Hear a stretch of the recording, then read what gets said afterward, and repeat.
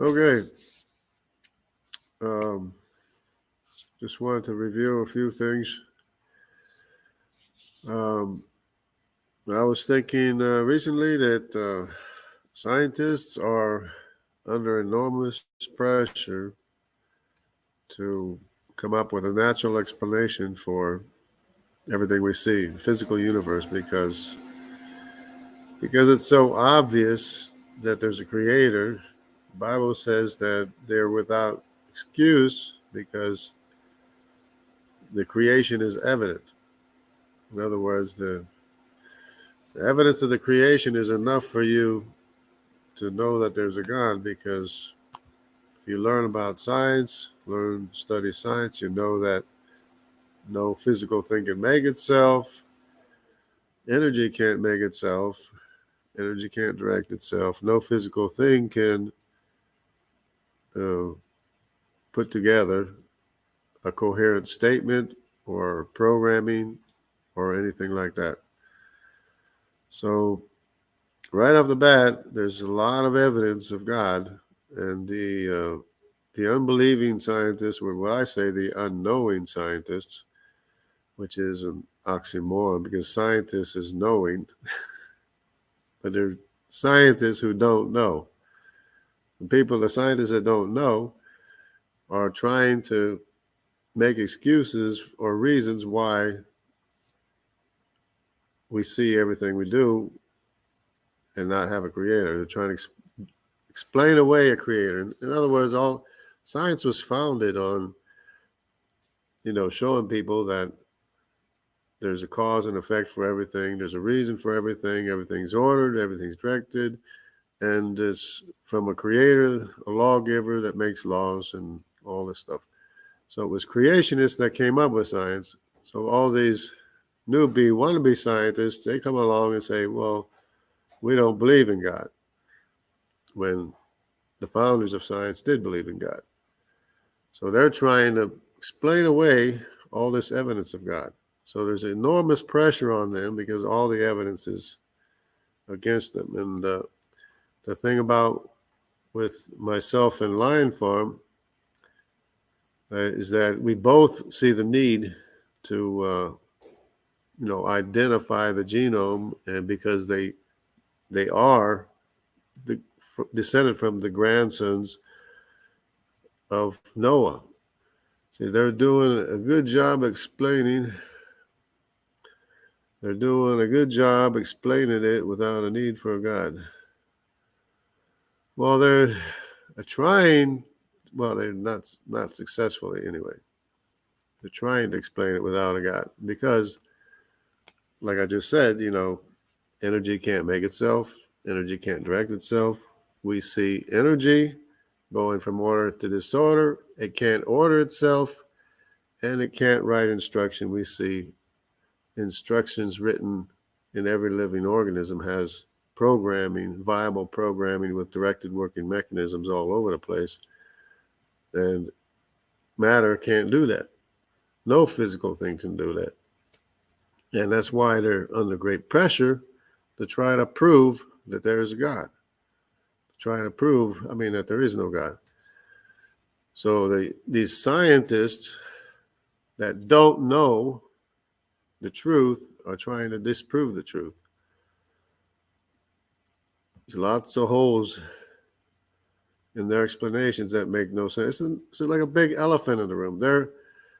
And that was the point of making this live stream now, is that they're trying to work back from what we see. They're trying to work back to a point of origin of everything. They're trying to explain that's what the Big Bang is all about. So they see a redshift and they think, well, that means the universe is expanding. That's what they think. It's not expanding. It's expanded between here and the next galaxy, but it's not expanding. But it is causing a redshift because the distance is expanded between here and the next galaxy. But it's not that the universe is expanding, so there's no need for dark energy. No dark energy to expand the universe because it's not expanding. So they failed that, but there's a big elephant in the room that they're trying to explain. So they try to work back from what they see today and explain the origin of everything. Same thing with the origin of the moon. They're trying to figure out where did the moon come from. It's this, that, and whatever. But they fail to explain a lot of stuff. In fact, everything from its beginning point, from the starting point. They can work back. So this caused this. This is from this. This is from that, and this is because of this. This is why. They do a lot of good work for us in discovering a lot of things about the universe, but in their trying to work back to the origin of everything, they just don't ever make it back to the origin of everything. Not really gaps in our knowledge is in science to invoke fantasy. It's not a fantasy. Nothing we see is fantasy. Everything we see is real, a real fabrication, and it can't fabricate itself. That's what the problem is. Just can't account for itself, can't explain itself.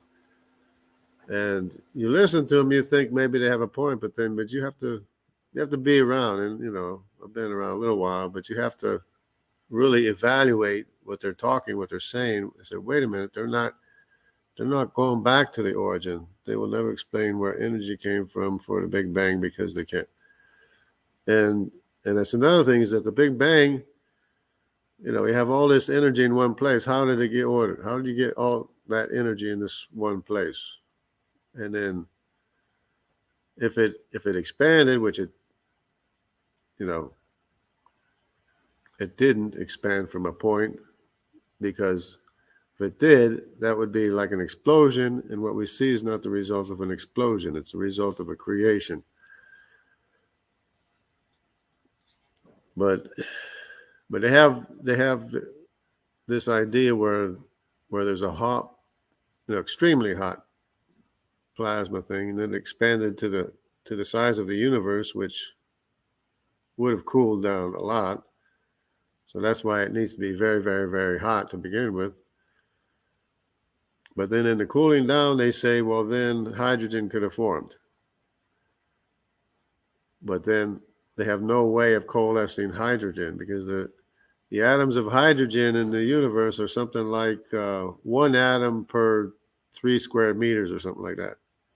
How are you going to get 1 atom per 3 square meters of hydrogen to coalesce into a star or a galaxy or whatever? It just doesn't make sense.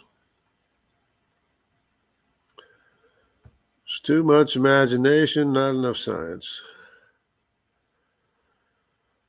So you don't know the origin of the universe. Okay, there are other possibilities than magic. It doesn't have to. War god of the ancient Hebrews. It doesn't have to be the war god of the ancient Hebrews that did it. We just don't know. Well, you have to understand what's required to make a universe. Then when you understand, you have to have an all-knowing, all-powerful, outside of time and distance, eternal, creator of everything, only one. Then that definition fits perfectly with the Hebrew definition of God. So the goat herders already been there and done that.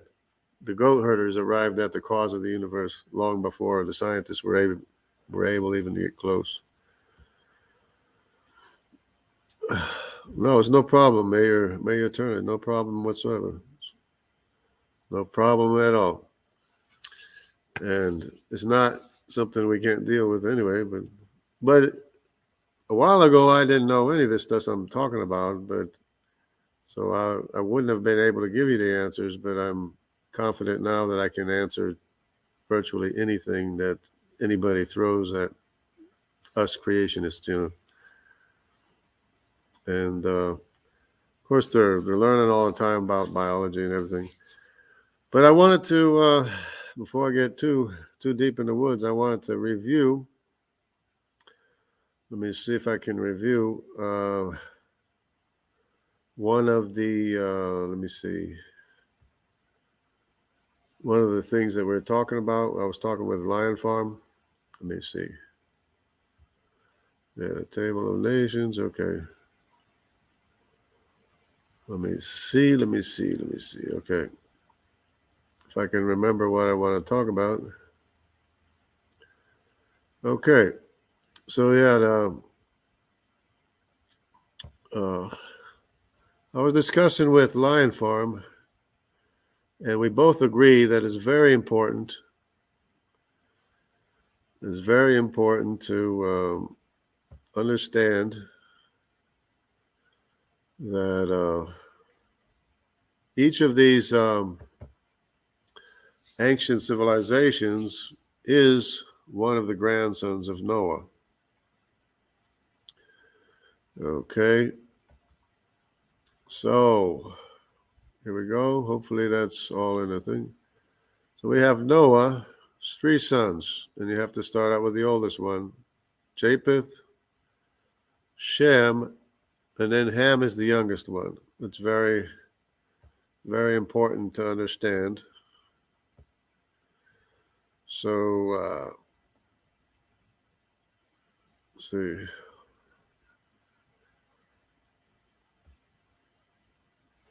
But see if I can remember everything that I wanted to cover on my discussion with Lion Farm. It's very important to understand. Oh yeah, one of the things is that I've already been over a lot of reasons why Japheth is the Eurasian, Ham is the African population and the Egyptian population, and Sinite population that went to China, and descendants of Nimrod as well. Nimrod is a son of Cush, descendants of Nimrod, who was the king of Assyria, king of Shinar, and he had a lot of descendants, which would be the house of Nimrod. They're all descendants of his in Europe and Asia, which is the CY chromosome.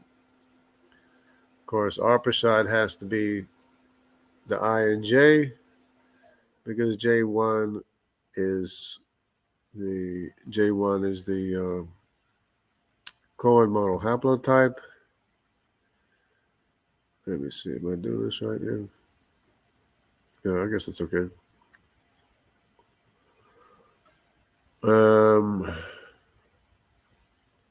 Yeah, so J and J2 is the majority population of every Judaic population around the world, whether it's Ashkenaz or Sephardic or Portuguese or wherever it is in Africa. The majority population is always J2, which would be Judah, most of which would be the direct descendants of King David, the house of David. Just like the house of Nimrod, there's a house of David as well, who's a descendant of Abraham. So, and it's very important. Some of the things I was thinking of.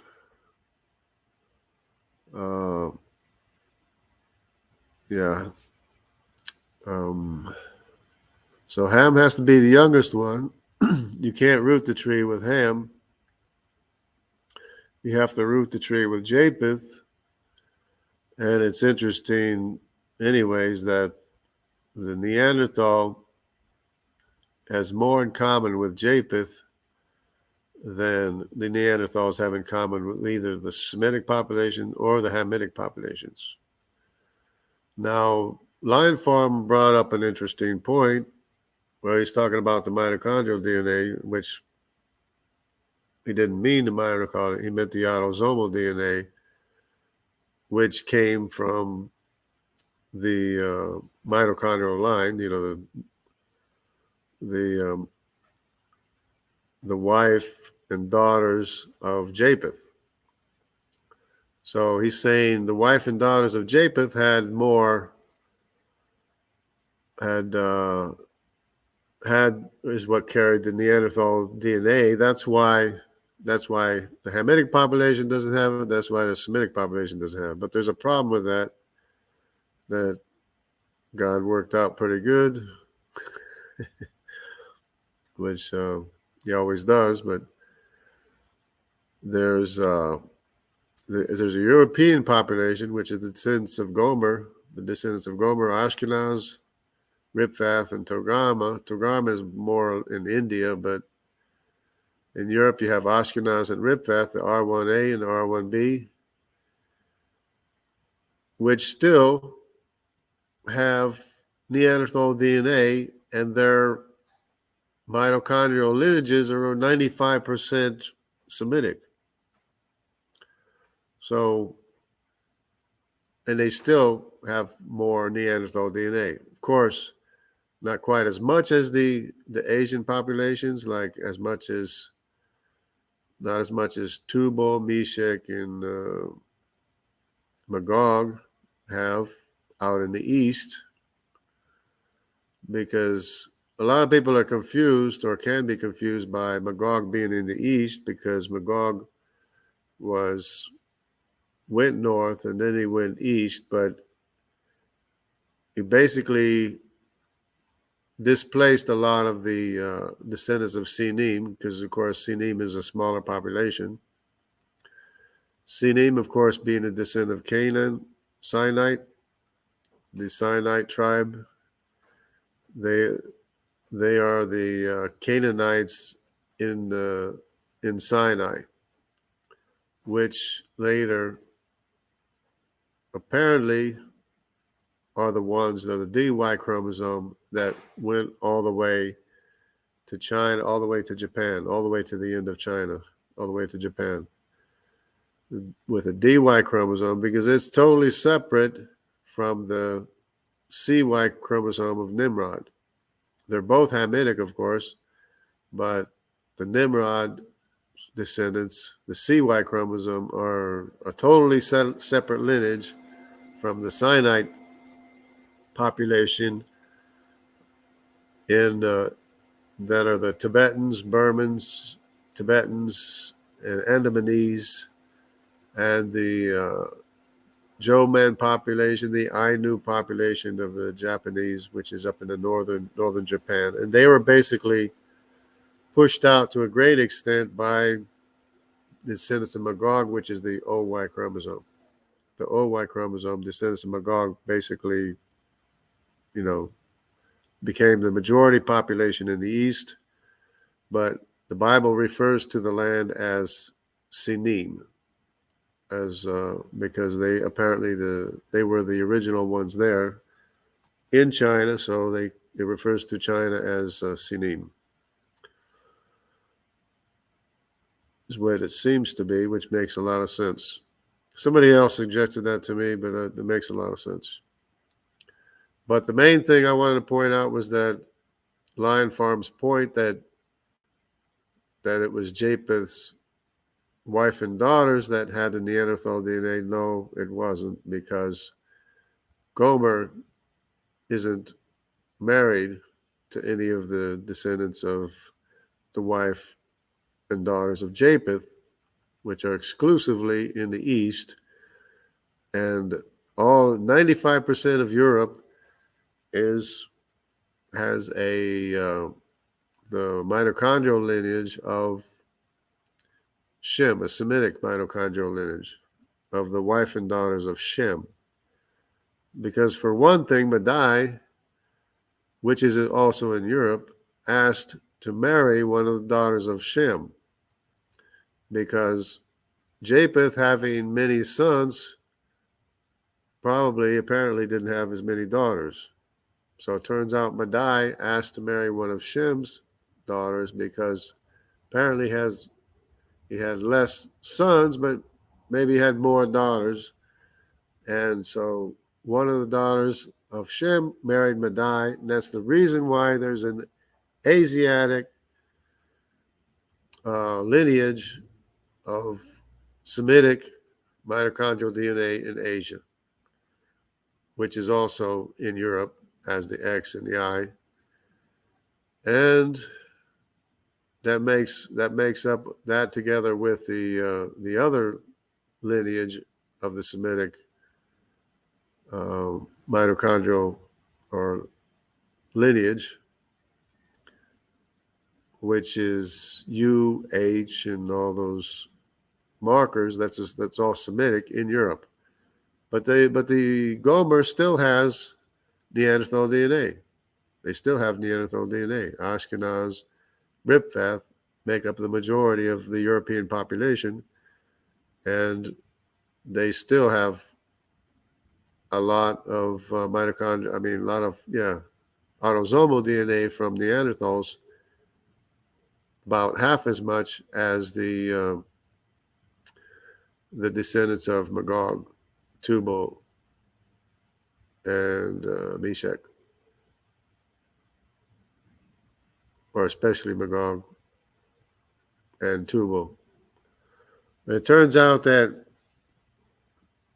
the Denisovans have they have autosomal DNA that's in common with the descendants of Tubal that are in Papua New Guinea and the Australia region and South Asia. So the region of South Asia has the most in common with Denisovans, which is a mixture of Tubal and descendants of both Nimrod and possibly Sinites who were in the area of the Denisova cave at the time. And of course, you can only go back to the time of Noah. Lion Farm was trying to press me on the time and the date, and I ignore the time and date because it's not a correct time and date. But he goes with the different periods, I guess, being different times, trying to line them up. But fact remains is that Nimrod's descendants could have been in the vicinity, which is Hamitic, and the Sinite population, which is Hamitic, could have been in the population. And today, their descendants of Tubal have the most in common, and Magog, with Denisovan DNA, even though the Denisova cave is way up north. So I just wanted to make that point clear, because when you're in a heated debate, and that's the reason why, it's also the reason why I enjoy debating. Well, Redefined Living is because, and that's the reason why I invited Lion Farm, was because he'll come up with things I haven't thought about, and then I have to consider what he's saying, right? I have to consider what he's saying, and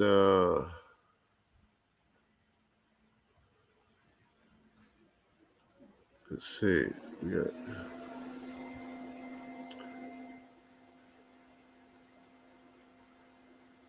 He might have taken off. Mayor Turner might have taken off. But anyways, it's the reason why I enjoy talking to Lion Farm, because he could bring up things that I haven't thought about before, and things I have to consider, and at the same time I'm learning, because I'm still learning all this stuff myself. It's all new to me, and even though it makes a lot of sense. Because the other thing I wanted to point out was that, let me see. Before I do that, I gotta clear this. I also wanted to point out, let me see if I can find it. I'll go here. Is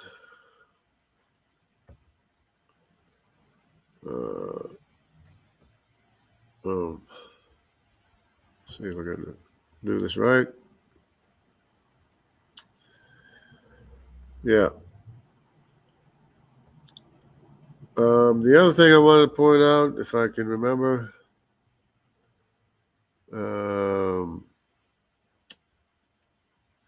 was one about the Japhethites in Europe. He said that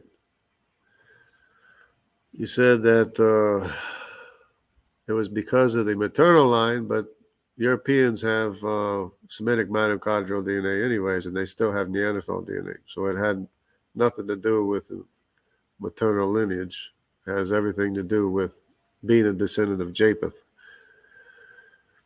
So the Neanderthals are descendants of Japheth. The Denisovans are a mixture of the Hamitic lineage, which is in this area here, because you have both D, which is Paleo-Siberian right here, because the Denisova cave is up here somewhere. You have both the D and the C in this area where the Denisova cave is. So that could explain the mixture of Hamitic population and Eurasian population. So of course, it's kind of hard. It's kind of hard to deny that the E3 is Hamitic, and because if it is, it means the rest of the world is Japhetic. If E is Abrahamic, then like Lion Farm believes, which he didn't want to say, but he believes that E3 is where Abraham comes out of, then that means everybody else after E, which is F, G, H, I, J, K, L, M, N, O, P, Q, R, S, and T, that means they're all Japhethite. And we already know that's not the case because of J1 being the co-modal haplotype, that J2 is Judaic. Of course, the C is Nimrod because it can't be anybody else. He's the only house of Nimrod in the area. And here we have the Andamanese is D. Tibet, Burman is D. And it's all the way up here. Paleo-Siberian is D. And they go all the way over here to the Jomans is D. And the D is also the Ainu Japanese. Joman, who got pushed up into the north. It's a known history of the Joman, the Ainus being pushed up into the north and displaced by the O, which is Magog, the O Y chromosome. And it's funny how they named it. They call this Mongolic. The descendants of Nimrod call them. And over here it's Kazakh. And the other one's G. G is Assyria. Asher, descendants of Asher. Of course, the Assyrians had a ruling class of Nimrod, being the ruling class of Assyrians, and they both went to Europe as well. So there was one more thing I wanted to point out, which if I can remember, I'm not sure. But of course, here's the M and the S population. Papua New Guineans, they have the most in common with Denisovans. And of course, the people in the area are K in this area. And the M and the S is the same branch as the K. It's really the same family tree. We got the Wallace line, whatever.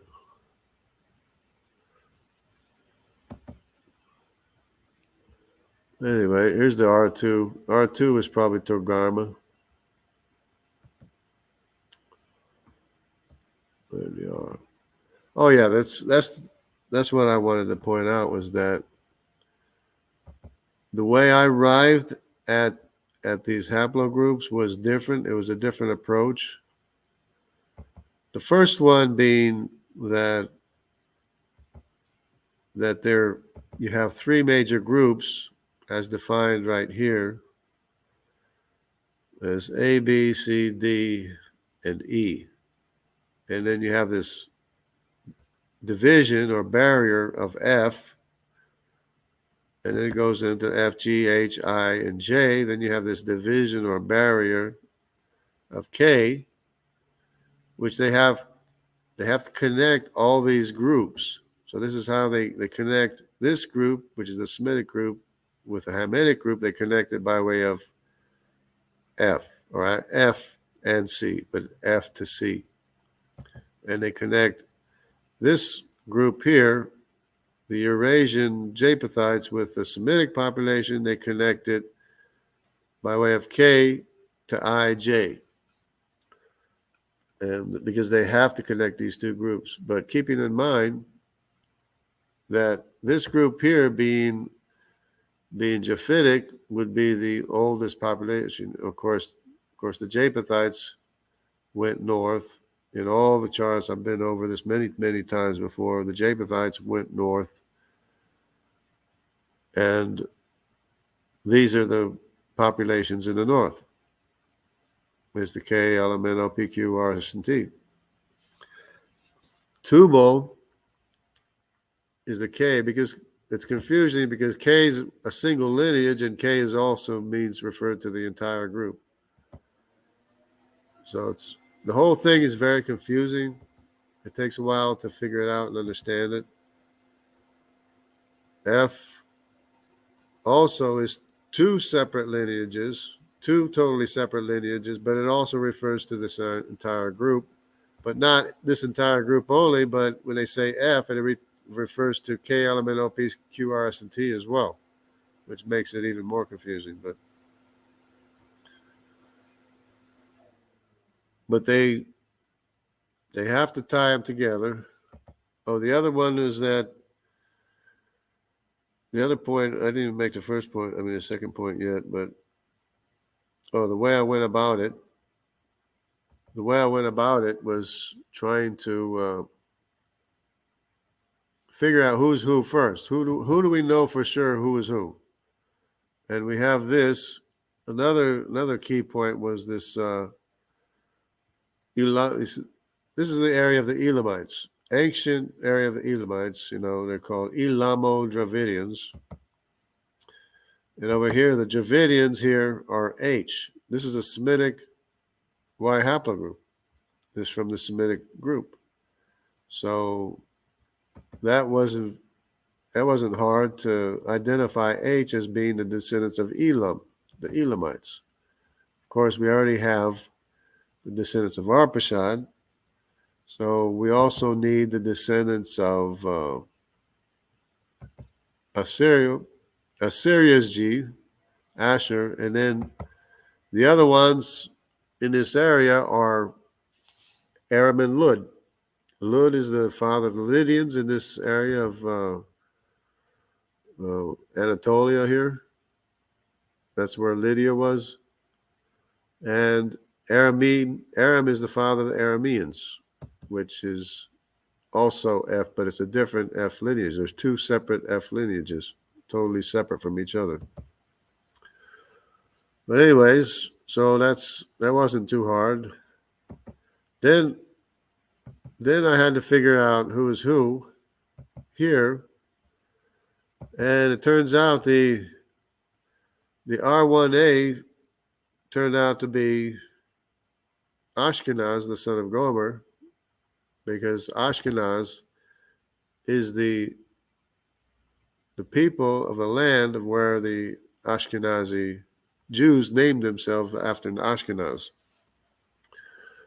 Even though the Jews of course, are Semitic, but they were in the land of Ashkenaz, who's R1A, and his brother Riphath settled in Southern Europe or Western Europe, Southern Europe. So that wasn't too hard. And then they have a brother Togarma, which is the R2. Of course, this is all tentative. Bear in mind, keep in mind, it's all tentative. But that's the way I went about finding it out. And then, Meshach went all the way north. So Meshach is in all the way in the north. So that wasn't too hard. And Magog also was in the area, but Magog ended up going east and south so that they go all the way into the Pacific, the Asian Philippines, the islands in Asia, Austroasiatic. That's Magog. And of course, if anybody can convince me otherwise, that's another possibility. We have C2, this is descendant of Nimrod. C4, descendant of Nimrod in Australia. And descendants of Nimrod, C2, goes all the way into the Pacific. Polynesians, the Melanesians, and the Micronesians. If I can find it. All the way to Hawaii. Well, that's pretty far. Rapa Nui. The Maori as well. But the Polynesians, Melanesians, and the Micronesians, they all have C2. Polynesians is the major population or majority population, which is the reason why this C3 descendants over here in America, which is probably what the Olmecs were. That's probably why they look Polynesian, is because they have their ancestor is the same ancestor of Nimrod. That's why the Olmecs look Polynesian, which would be also a mixture of Asian and descendants of Nimrod, Meshach is Asian, O is Asian, East Asian.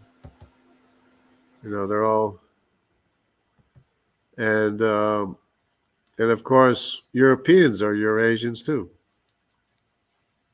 Europeans, the thing that makes Europeans different, of course, is their maternal lineages, which are 95% Semitic.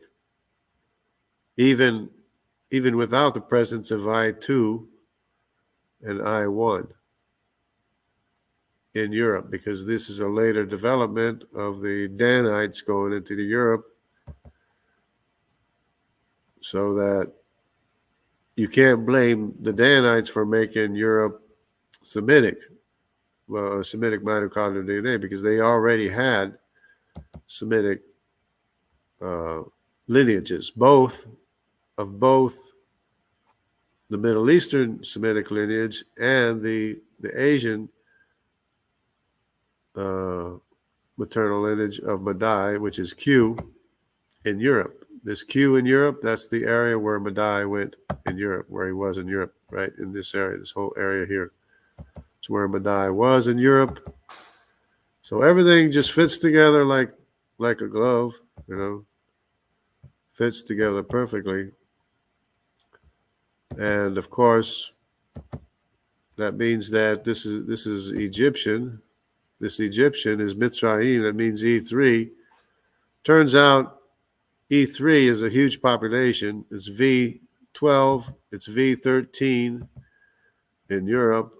I don't know. I guess it's not showing here, but it's also V32 down here.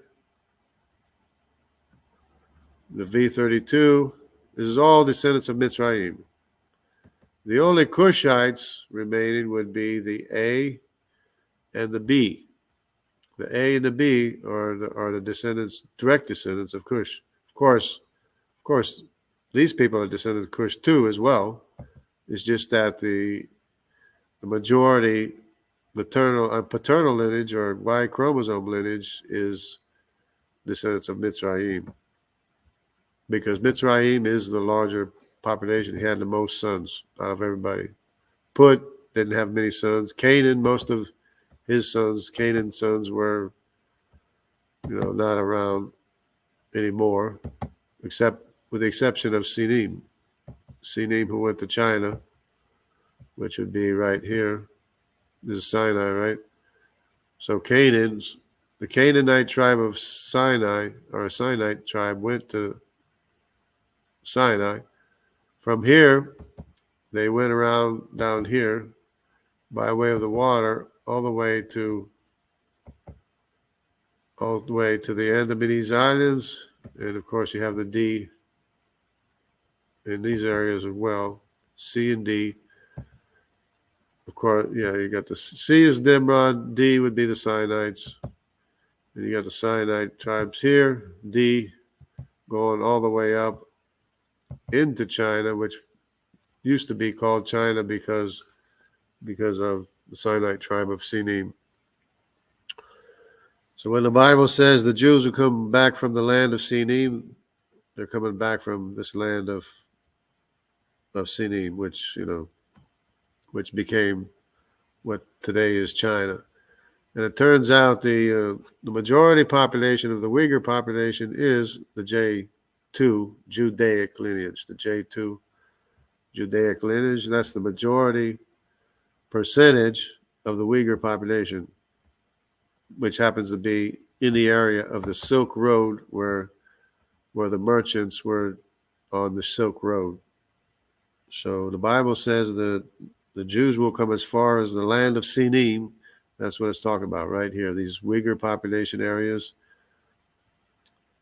from this land of Sinim. Okay. Oh, the other one was the A00, because there was a lot of discussion on the A00. So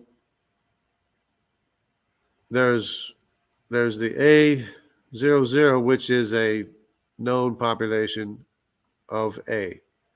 Then there's the A000, which depend on who you talk to or what information, where you're getting your information.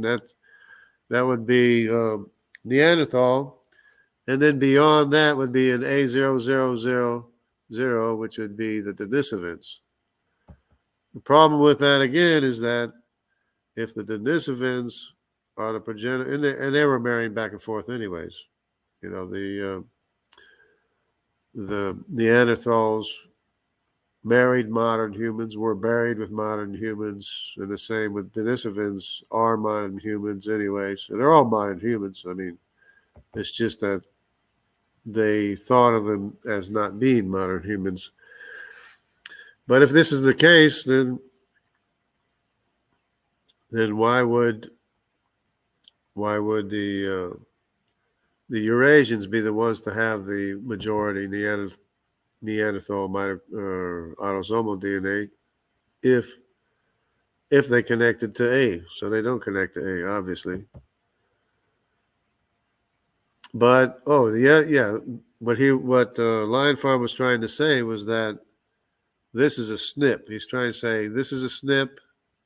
This is a SNP. Well, this is a SNP right here. You can see P305. This could be a SNP here, but there is no SNP of Neanderthals because they can't I mean, even if they do, it still don't make any difference anyways, but especially of the Denisovans, there is no SNP SNP of a Denisovan, because they found the Denisovans are based on a finger bone of a female which doesn't have a Y chromosome. So it can't be a SNP. But he was trying to say they're SNPs. But the Neanderthals don't have an SNP, as far as I could tell. But especially the Denisovans don't have an SNP because it was taken from a finger bone from a female which doesn't have a Y chromosome. So it can't have an SNP. Anyways, that's just one of the things I wanted to cover. So, there we go. Loved watching. Yeah. Loved watching you on the LPP after shows. You're a brutal and the evils atheist. Yeah. Yeah. Yeah. The atheists are very confused. They don't have any idea. Everybody left. Yeah.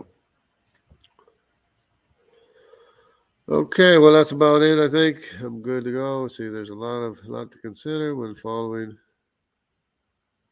people groups. Yeah. Yep. And redefine living. Say the funniest things. Yeah.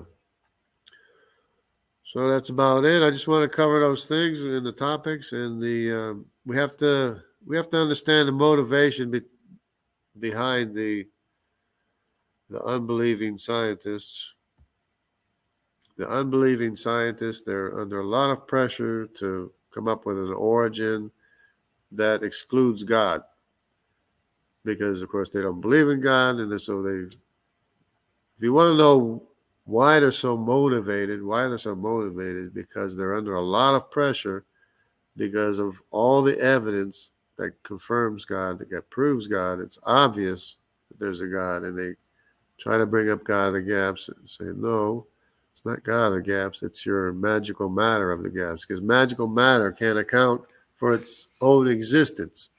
And it's not magical, then it can't write instruction that's not there at any point. If you were able to get matter to write a single coherent statement, a single coherent phrase, or like say a set of programmed instructions for a directed working mechanism in a living organism, say, or even to make a like if you have a set of instruction programmed to make a directed working organ. In other words, you have to make the proteins.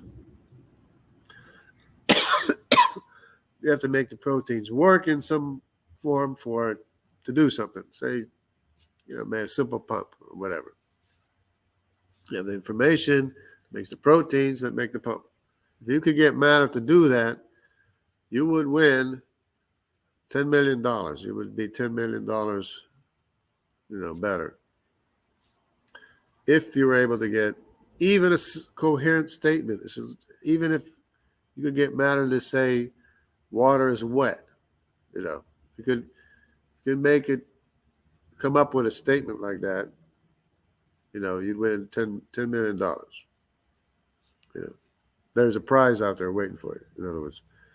But anyways, that's enough for that. Just wanted to review the points also of Lion Farm and us that we went through that I wasn't able to think about at the time or address at the time. But it's still very important, because you can't deny that Jews are Jews. You can't deny their heritage. You can't deny their history. That's just not right. You are what you are. Just face it and accept it.